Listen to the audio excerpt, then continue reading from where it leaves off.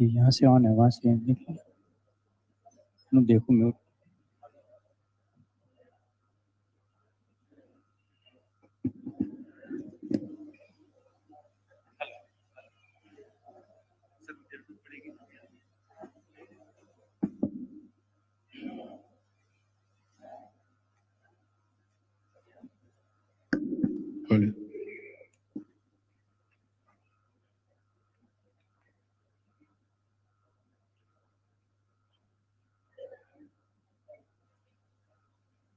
Hello hello, नमस्कार। मैं चंद्रभान यादव अमर उजाला से। आज हमारे बीच में प्रोफेसर वीपी सिंह सर हैं। आप कई कृषि विश्वविद्यालयों में प्रोफेसर रहे हैं, इस समय डाक के सलाहकार के रूप में कार्य कर रहे हैं। हमारे बीच में सहायक अभियंता मुनव्वर अली जी हैं। तो आज का जो हमारा विषय है कि हम प्राकृतिक खेती जो करते हैं, प्राकृतिक और जैविक खेती, गो आधारित खेती, उसमें किस तरह की चीजों की सावधानी बरतनी है, किस तरह, क्योंकि खेती में जब तक, जैसा कभी आप लोगों ने अलग अलग सत्र में देखा कि जब तक जीवाश्म नहीं होंगे मिट्टी में, तब तक उसकी उर्वरता को मेंटेन नहीं किया जा सकता। तो पहला सवाल हम प्रोफेसर वीपी सिंह सर से लेते हैं कि सर, जैसे गो आधारित खेती, जैविक खेती, प्राकृतिक खेती की ढेर सारी बातें होती हैं, क्योंकि आप ग्रास रूट्स से जुड़े रहे हैं और विश्वविद्यालय के प्रोफेसर रहे, तो जो हमारे किसान भाई हैं, ये प्राकृतिक खेती अगर करना चाह रहे हैं तो कैसे प्राकृतिक खेती को डेवलप करें और किस तरह की सावधानी बरतें? सबसे पहले तो मैं कृषिका के आयोजन के लिए बहुत बधाई और शुभकामनाएं देता हूं अमर उजाला को। मैं बहुत देर से बैठा चीजों को सुन रहा था और बहुत अच्छी ये जो कार्यक्रम हुआ है। आपने जैसा पूछा है कि प्राकृतिक खेती करने में किन बातों की सावधानी रखी जाए। देखिए, सबसे जरूरी ये है कि प्राकृतिक खेती में हमें जो खाद जिसे कहते हैं उसकी बहुत आवश्यकता होती है, क्योंकि हम धीरे धीरे मैकेनाइजेशन के कारण हमने जो गौवंश है, जो पशुपालन है, वो कम होता चला गया। और जब पशुपालन नहीं होगा तो हमारे पास गोबर नहीं होगा, और गोबर नहीं होगा तो हमारे पास घूर नहीं होंगे, और घूर नहीं होगा तो हमारे पास खाद नहीं। अब पहले अगर आपको याद हो कि लोग कहा करते थे कि भैया खेती में सबसे पहले झुआ जो है गोबर की खाद पड़ना जरूरी है, अब वो धीरे धीरे बंद होती चली गई। हमारा ज्यादातर जो है वो उर्वरकों पर हम निर्भर होते चले गए, और धीरे धीरे हमारी जो उत्पादकता थी जमीन की, जो हमारी मिट्टी थी, वो धीरे धीरे बीमार होती चली गई। आज ये स्थिति है कि हमको चिंता करनी पड़ रही है कि हम अपनी जमीन को कैसे स्वस्थ रख सकें, और वो स्वस्थ तब रह सकती है जब उसमें हम खाद का ज्यादा प्रयोग करें, और हमारे जो फसलों के वेस्ट होते हैं, जो बचता है, उसको प्रयोग करें। आप ये देखते होंगे कि आप पहले जब हल चलाते थे तो केंचुए दिखाई पड़ते थे आपको खेत में, अब वो केंचुए बिल्कुल नहीं दिखाई पड़ते। तो हमें सोचना पड़ेगा कि गए कहाँ, क्योंकि जब हमारे जीव नहीं होंगे, क्योंकि मित्र जीव और शत्रु जीव दोनों होते हैं, तो ये हमारे जो जीव हैं वो अगर मिट्टी में नहीं है तो निश्चित तौर पर हमारी मिट्टी जो है वो रुग्ण हो रही है, बीमार हो रही है। तो इसको इनकॉर्पोरेट करने के लिए हमारे पास जो आपके केंचुए की खाद होती है, हमारे जो पत्ते हैं, जो फसल वेस्ट है, इनकी जो खाद है, इसको ज्यादा से ज्यादा इनका प्रयोग हमें करना चाहिए। सर, जैसे पहले क्योंकि खेती और पशुपालन एक दूसरे के पूरक थे, इन दिनों जैसे हम लोग गांव जाते हैं तो पशुओं की संख्या कम हो रही है, लोग डीएपी, एनपीके इसका प्रयोग, अभी जैसे आपने देखा कि डीएपी के लिए समस्या हो रही है, तो जिस समस्या, मतलब डीएपी के लिए जो लोग परेशान रहते हैं, इसको हम किस तरह से खेती में, मतलब इसकी भरपाई कैसे स्वयं किसान कर सकता है? ये आपने बहुत अच्छी बात कही कि हम जो उर्वरकों पर हमारी निर्भरता है वो कैसे कम। दो चीजें बड़ी साफ है। अगर आप ये देखें कि उर्वरकों में हमारी निर्भरता हुई क्यों, अगर हम 1960 के आसपास देखें तो आप देखेंगे कि हमारे पास जो वैरायटी थी, जो किस्में थी फसलों की, वो उतनी अच्छी नहीं थी। और जब हमारे यहाँ हरित क्रांति की बात शुरू हुई और किस्में अच्छी आने लगी, तो वो किस्में जो थी, वो जो हमारे उर्वरक थे, सबसे पहले हम अमोनियम सल्फेट हमने प्रयोग करना शुरू किया। किसान नहीं यूज करता था, नहीं प्रयोग करता था, तो हमने एक्सटेंशन का लाभ लिया, लोगों के घर जा जाके प्रसारित किया कि नहीं इनका प्रयोग करिए। लोगों ने प्रयोग करना शुरू किया, उत्पादन बढ़ने लगा और हमारी जो उत्पादन था वो हमारी जो हमारी जनसंख्या का विस्फोट हो रहा था उसके पैरेलल तो हम उत्पादन कर पाए, अधिक से अधिक उत्पादन हम कर पाए उर्वरकों के प्रयोग के कारण। परंतु तब तक हमारा बैलेंस बना हुआ था। पर जब धीरे धीरे हम आगे बढ़ते चले गए तो उत्पादन तो हमने बहुत बढ़ा लिया, परंतु हमने अपनी जो मिट्टी है उसको कमजोर कर लिया। अब वो उत्पादन एक लेवल पे आके जो है सीमित हो रहा है कि आप चाहे जितना टीएपी डाल लें, जितना यूरिया डाल लें, आपका उत्पादन जो है वो स्थिर हो रहा है, क्योंकि उसके आगे वो नहीं बढ़ रहा। तो उसके लिए जरूरी होगा कि हम डीएपी का प्रयोग करें, इसमें कोई बुराई नहीं है, परंतु ये देखें कि हम एक बैलेंस उर्वरकों का उपयोग कर सकें अनुपातिक रूप में। कि हमें पहले हम कहते थे कि इतना गोबर की खाद डालिए, इतना ये डालिए, इतना ये डालिए, तो चूंकि उर्वरक हमको बड़ा अच्छा लगता है कि किसान गया, उसने यूरिया का छिड़काव किया और दूसरे दिन फसलें बड़ी हरी भरी दिखाई पड़ती है। और तो ये भूल गए हम कि जो हमारी जड़ में जो उर्वरक खाद की जरूरत थी, जो मैन्योर की जरूरत थी, जो गोबर की खाद या कंपोस्ट की जरूरत थी, वो हमारी कहीं कम होती चली गई और उर्वरक का प्रयोग बढ़ता चला। इसलिए मैं ये आपको बताना चाहूंगा कि खाली उर्वरक पर निर्भरता के बजाय आप खाद का भी प्रयोग भरपूर करें, इससे आपकी उर्वरकता बनी रहेगी और सबसे बड़ी बात कि मिट्टी की उर्वरकता बनी रहेगी। जैसा कि आपने सर बताया, क्योंकि हम लोग ग्रामीण परिवेश से, हम सारे लोग किसान भाई भी ग्रामीण परिवेश से, सब लोग जानते हैं कि पहले एक होता था कि खेत का जो खरपतवार होता था उसमें पानी भर देते थे, हल चलाया जाता था या ट्रैक्टर से जुताई होती थी, खरपतवार खत्म हो जाते थे मिट्टी में, वो वही खाद का काम करते थे। आज एक बड़ी समस्या पराली प्रबंधन की आ गई। पराली प्रबंधन के लिए विभाग को भी काम करना पड़ रहा है, संगठनों को भी काम करना पड़ रहा है। हम लोग जो चूंकि जनता और सरकार के बीच में एक पुल का काम करते हैं, तो हम लोगों को भी पराली प्रबंधन को लेकर के लोगों को जागरूक करने के लिए निरंतर अभियान चलाया जाए। तो हमारा अगला सवाल मुनव्वर अली जी से है कि पराली प्रबंधन के दौरान मतलब किसान पराली का प्रबंधन कैसे करें कि पराली की समस्या भी खत्म हो जाए और खेत को जो उसके जीवाश्म मिलने थे, जो जैविक खाद मिलनी थी, वो मिलती रहे।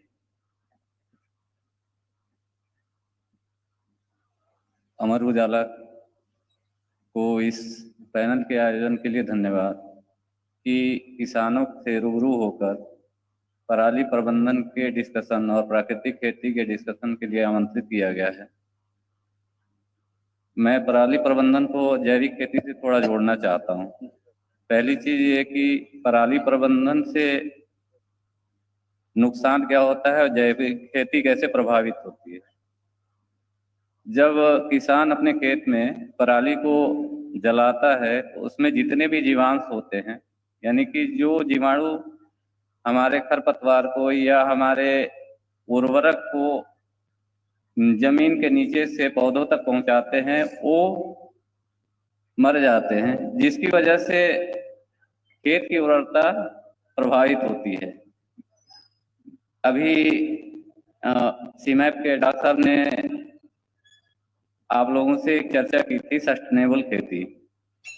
सस्टेनेबल यानी कि टिकाऊ।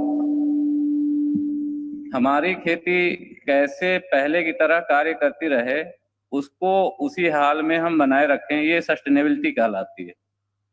तो अगर हम अपने खेतों में पराली को आग लगाएंगे, अगर जलाएंगे, तो हमारे जो भी जीवांश कार्बन है या जीवाणु हैं वो प्रभावित होंगे, जिससे कि हमारी खेत की उर्वरता प्रभावित होगी। और किसान तो क्षणिक लाभ के लिए उसको कर देता है, लेकिन वो बाद में उसके जो नुकसान है उसको नहीं समझ पाता। जो जीवाणु उसके मर जाते हैं, जीवांत मर जाते हैं, जिससे खेत की जो पैदावार है यानी उत्पादकता है वो प्रभावित हो जाती है, जिससे कि किसान को अंततः नुकसान ही उठाना पड़ता है।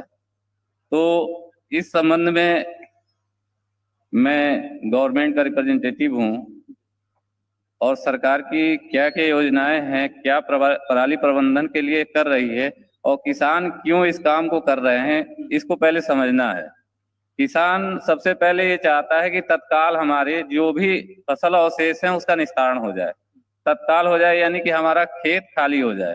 खेत खाली हो जाए इसका मतलब है कि अगली बुआई तुरंत हो जाए। ये 3 कारण है। पहला, बिना किसी धन लगाए या बिना किसी मेहनत के हमारा निस्तारण हो जाए, जिसके लिए वो पराली को जलाता है। दूसरी चीज, खेत तुरंत खाली हो जाए, इसके लिए भी वो तत्काल निस्तारण चाहता है। अब इस संबंध में गवर्नमेंट क्या कर रही है, इन तीनों कारणों को कैसे टेकअप किया है, आप इसको समझेंगे गवर्नमेंट की योजनाओं के साथ।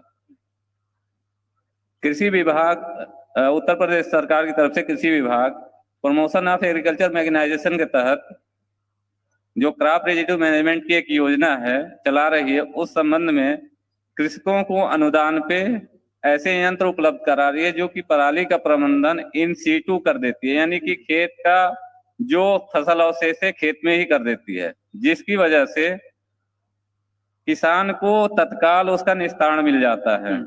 ऐसे यंत्रों में हमारे यहाँ अगर हम कंबाइन हार्वेस्टर से अपनी कटाई करवा रहे हैं तो उसके साथ SMS एक यानी कि सुपर स्ट्रा मैनेजमेंट सिस्टम जोड़ के फसल की कटाई करें तो पराली हमें वहीं निस्तारित हो जाएगी। दूसरा चीज ये है सुपर सीडर। सुपर सीडर आपने कंबाइन से कटाई कराई, फिर भी उसके फसल की कुछ अवशेष हैं यानी ठूठ बचा हुआ है, तो सुपर सीडर से अगर हम बुआई करते हैं तो आपको फसल खेत की तैयारी के लिए अलग से कोई तैयारी नहीं करनी है।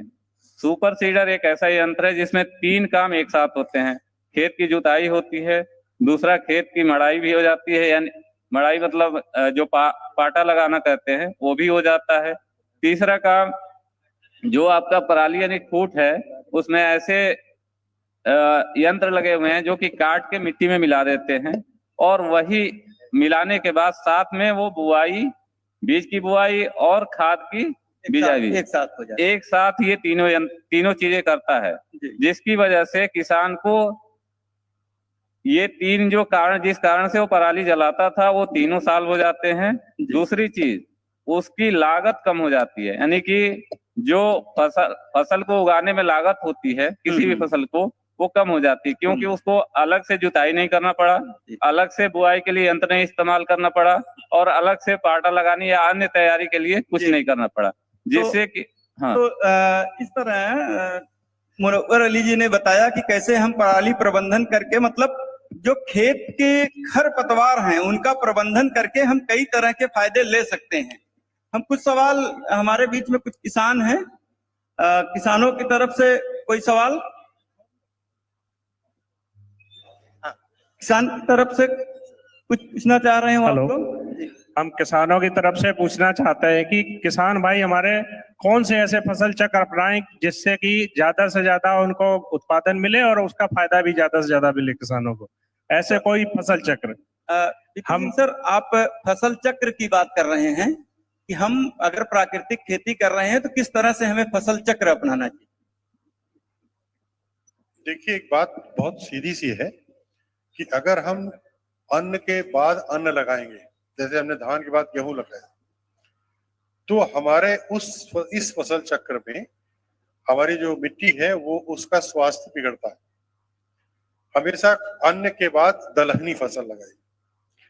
दलहनी फसल लगाने से क्या होता है कि जो एटमॉस्फेरिक नाइट्रोजन होती है वो हमारे संचित हो जाती है मिट्टी में और उससे हमारी मृदा का स्वास्थ्य बना रहता है। दूसरे, दलहनी फसलें आपकी ज्यादा लाभ देती है बनस्पत अन्य जो लगाते हैं अनाज की फसल। तो मैं एक तो ये कहूंगा कि आपके फसल चक्र में अनिवार्य रूप से दलहनी फसलों का समावेश होना चाहिए।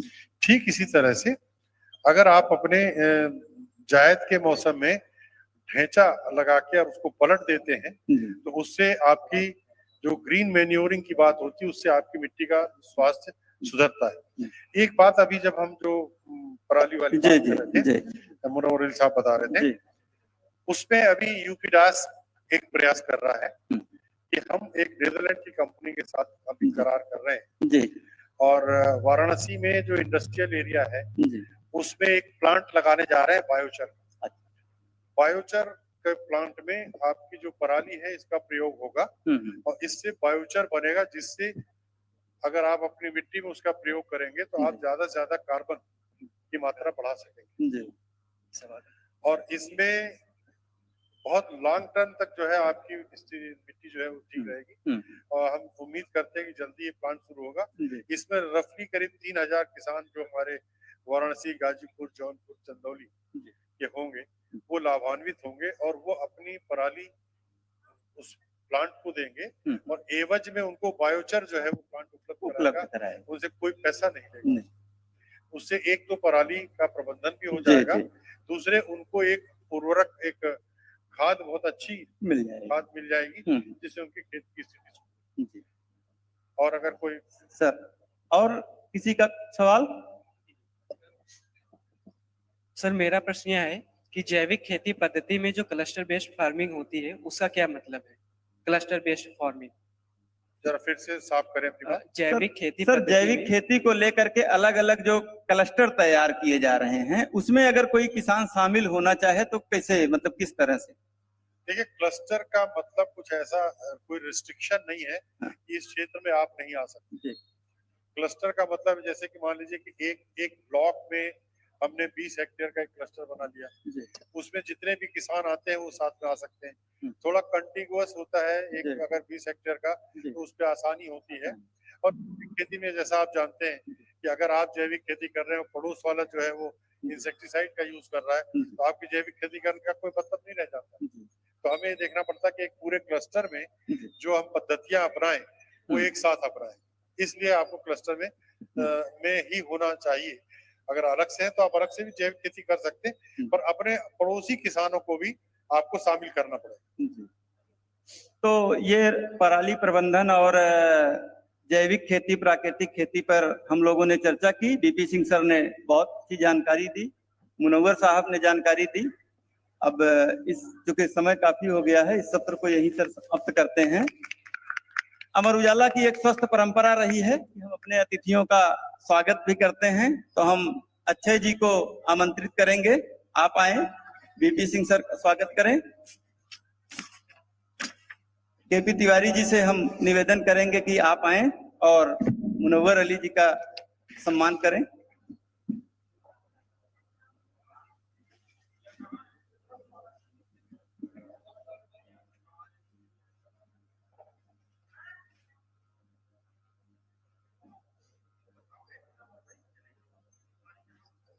एक बार तालियां जोर से हो जाए।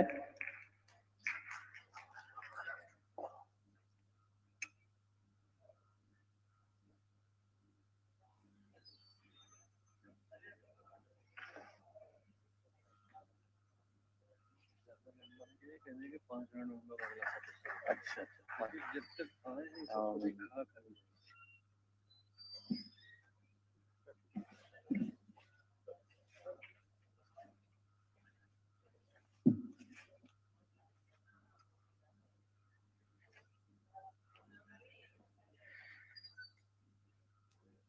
हमारे दोनों विशेषज्ञों ने इतनी उपयोगी जानकारी दी और एक व्यवहारिक जानकारी दी, जिसे हम रोजमर्रा की जिंदगी में अपनी खेती किसानी में प्रयोग करें तो निश्चित रूप से लाभ प्राप्त कर सकते हैं।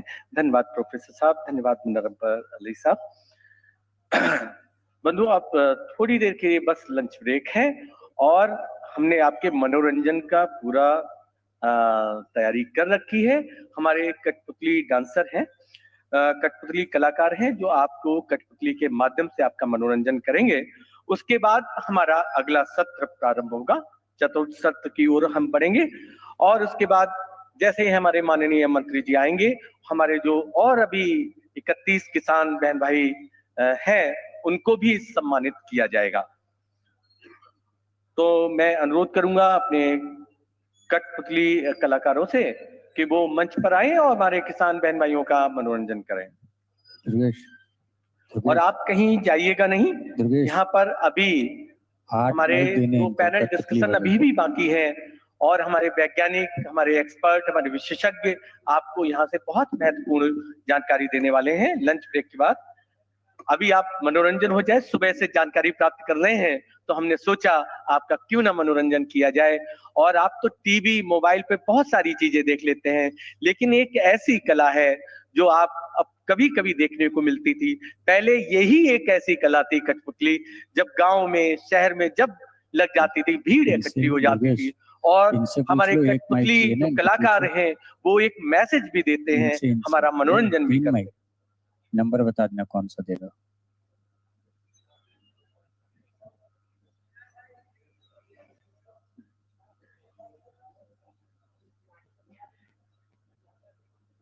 जी जी।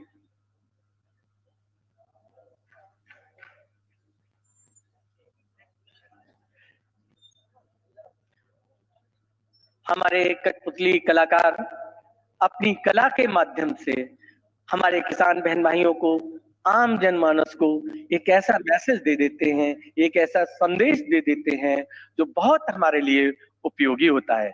हमारा मनोरंजन तो होता ही है, साथ ही साथ हमारा ज्ञान भी वर्धन होता है। और हमने तो ऐसे हमारे कठपुतली कलाकार भी देखे हैं जो हमारे प्रदेश में चलने वाली विभिन्न योजनाओं के बारे में भी कठपुतली के माध्यम से हमारे किसान बहन भाइयों को जागरूक करते हैं, हमारी महिलाओं को भी जागरूक करते हैं और उन्हें आगे बढ़ने के लिए भी प्रेरणा देते हैं। तो हमारे कठपुतली कलाकार शीघ्र ही आपके बीच में अपनी कला के माध्यम से अपना प्रस्तुतिकरण देंगे।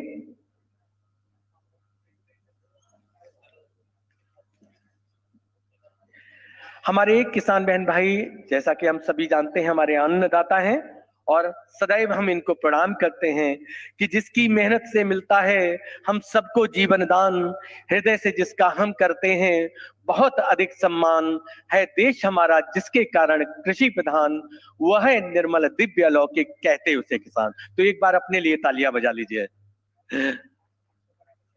देखिए साहब, ऊसर बंजर में अब कहते हैं कि खेती नहीं हो सकती, लेकिन आजकल ऐसे चीजें हो गई हैं, ऐसे वैज्ञानिक तरीके आ रहे हैं जो कि ऊसर बंजर में भी हम खेती कर सकते हैं।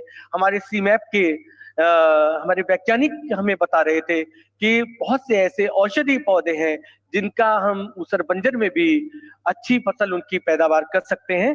तो ऊसर बंजर में भी जिसने फूंक दिए हैं प्राण, खाद्यान्न उत्पादन में यूं बहुत बड़ा ईशान, उन्नत तकनीकों से नित छुए नए आयाम, वह है निर्मल दिव्य अलौकिक, कहते उसे किसान। जिसके श्रम से धरती पहने, जिसके श्रम से धरती पहने, हरे हरे परिधान, श्रम ही जिसका मूल मंत्र है, लेता नहीं विराम, और करता हूं सजल आज में कोटि कोटि प्रणाम, वह है निर्मल दिव्य अलौकिक, कहते उसे किसान। तो किसान बहन भाइयों को मैं इस मंच से कोटिशः प्रणाम करना चाहता हूं। बिना किसान बहन भाइयों के हमारा यह जीवन संभव नहीं है।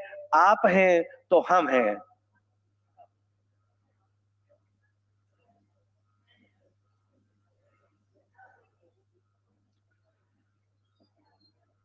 एक कवि ने बहुत अच्छा सुंदर लिखा है, आपसे शेयर करना चाहता हूं कि वो कैसी कल्पना करता है, क्या करता है, आज के परिवेश को देखकर क्या चाहता है कि फूल खिला दे शाखों पर, फूल खिला दे शाखों पर, पेड़ों पर फल दे मालिक, फूल खिला दे शाखों पर, पेड़ों पर फल दे मालिक, और धरती जितनी प्यासी है उतना तो जल दे मालिक, धरती जितनी प्यासी है उतना तो जल दे मालिक। और वक्त बहुत दुखदायक है, निष्ठुर है संसार बहुत, निर्धन को धनवान बना, दुर्बल को बल दे मालिक, दुर्बल को बल दे मालिक। कोहरा कोहरा सर्दी सर्दी, कांप रहा है पूरा गांव, और दिन को तपता सूरज दे, रात को कंबल दे मालिक, रात को कंबल दे मालिक। बैलों को एक गठरी की घास, इंसानों को 2 रोटी, खेतों को भर गेहूं से, कांधों को हल दे मालिक, हाथ सभी के काले हैं, नजरें सबकी पीली हैं, सीना ढांप दुपट्टे से, सर को आंचल दे मालिक, सर को आंचल दे मालिक।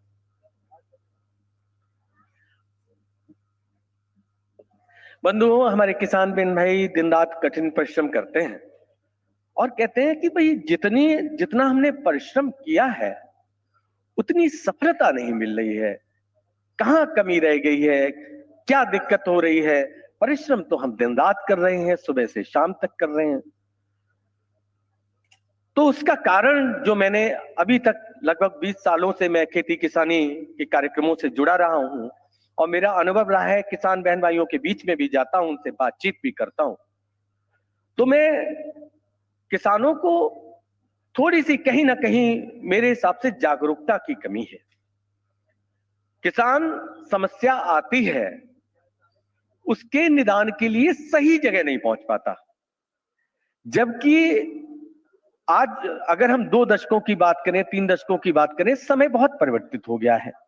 हमारे कृषि विज्ञान केंद्रों की संख्या बढ़ गई है और हमारा कृषि विभाग, पशुपालन विभाग और खेती के किसानी से जुड़े हुए अन्य विभाग भी, उद्यान विभाग भी अब हमारे गांव तक पहुंच रहा है और हमारे जो वैज्ञानिक हैं गांव गांव जाकर जानकारी दे रहे हैं हमारे किसान बहन भाइयों को कि किस तरह से उन्हें खेती किसानी करनी चाहिए। अब एक कोई प्रजाति हम ले आए, गेहूं की एक प्रजाति ले आए और लगातार दसियों वर्ष से उसी प्रजाति को हम उगा रहे हैं और उतना उत्पादन नहीं हो रहा है। तो हमको थोड़ा जागरूक होना पड़ेगा।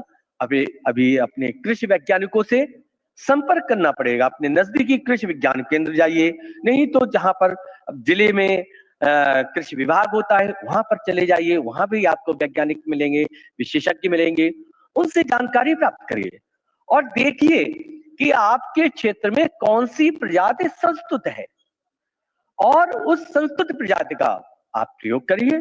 निश्चित रूप से देखिएगा आपका उत्पादन बढ़ेगा। और उस प्रजाति का प्रयोग आपको कैसे करना है यह भी तरीका हमारे वैज्ञानिक बताएंगे। हमारे कठपुतली कलाकार लगभग अब तैयार हो चुके हैं आपके मनोरंजन के लिए।